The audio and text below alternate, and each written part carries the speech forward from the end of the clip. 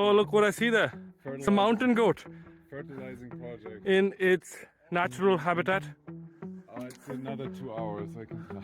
You can't have one thing without the other. So it's like, yes, Absolutely. you eat well, you work out, you still have to make time for your friends. Yeah, like I love coming to a coffee shop and drinking All right. matcha. Like that's my good mental Okay. health thing. If I just go home after work or I don't plan something right after work, then Yeah. it's very easy to just be like, I'm tired, I'm not going to do anything. 2 tips for someone who's moving to the city. So Okay. get your steps in, do what feels best for your body, and find some friends to do it with you. I would say my favorite part of the city is people in it. You'll be really Right. interested to see who you talk to and who you meet, and then you'll find somebody that has common interests. And it honestly like brings you back to earth. Be like, oh wait, we're all the same here. Health is a state of complete physical, mental, and social well-being of a person, not merely an absence of a disease or an infirmity. Obviously, very thankful to Marissa for taking this on, but I think we're gonna have to call it at this point. Okay.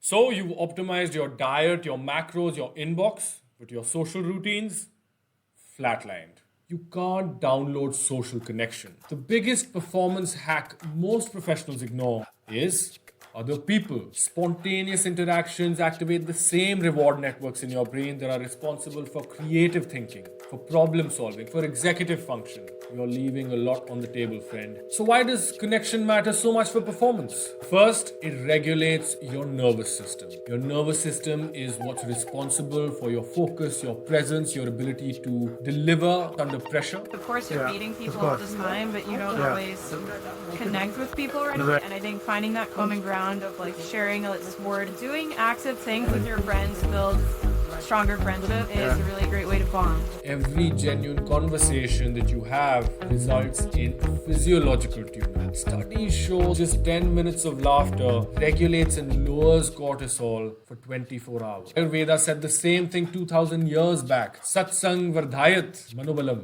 which means good company strengthens the mind and your emotional health. Your Vata dosh, which is one of the 3 major doshas or the elements of which Vata is the wind element. This is responsible for your focus, your speech, your presence, and this dosha is what goes out of alignment every time you rob yourself of social interaction. One thing that I think is a good thing about the US or maybe Boston specifically is that there's a social aspect to working out.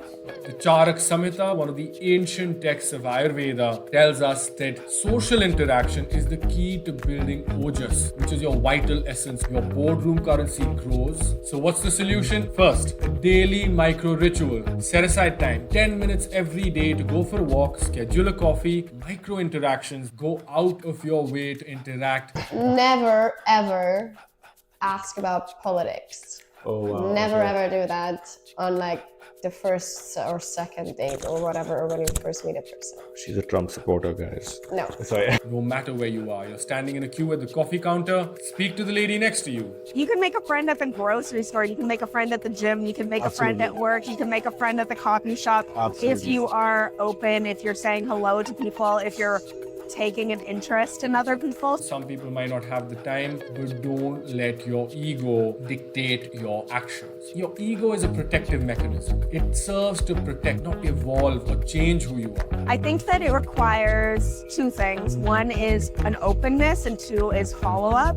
That's prime advice from the love doctor. Openness and follow-up. Then a weekly social ritual. Make time to hang out with your friends. Really cultivate a general curiosity about people. The biggest and the best learning always comes from those around you. And more often than not, through spontaneous, agenda-less interaction. So have these protected, much like your gym time. In Ayurveda, this is Ritucharya, your seasonal or weekly rhythm that drives excellence. Ayurveda never distinguishes between the emotional, the spiritual, the mental, or the physical aspects of your well-being. It views it as a system, as a whole. I think just taking a medicine without, some supportive psychotherapy is pointless. You have to do some social interventions for people to come out.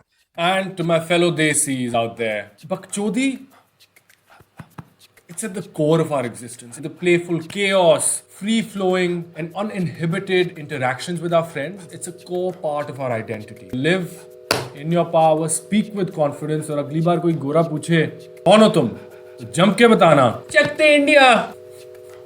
The world doesn't need another polished accent. Let it out. Stop shrinking your edges to fit in. For individuals that are moving to live and work here, specifically from South Asia, Okay. what do you think they can do to make friends? Don't try to blend in. Be yourself. Be yourself? Own it. Yeah. That's Own that amazing. you're from this special place. You know, you have a different culture, different food, different customs than Right. people here.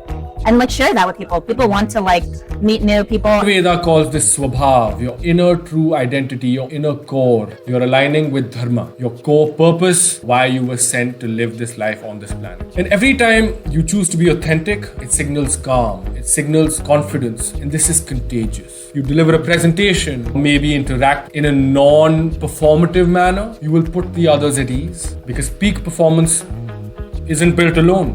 It's built socially, spiritually, and fearlessly, one step at a time, one interaction at a time, one conversation at a time. And remember, drink your doodh responsibly, guys. I love milk. It's too good. I love it.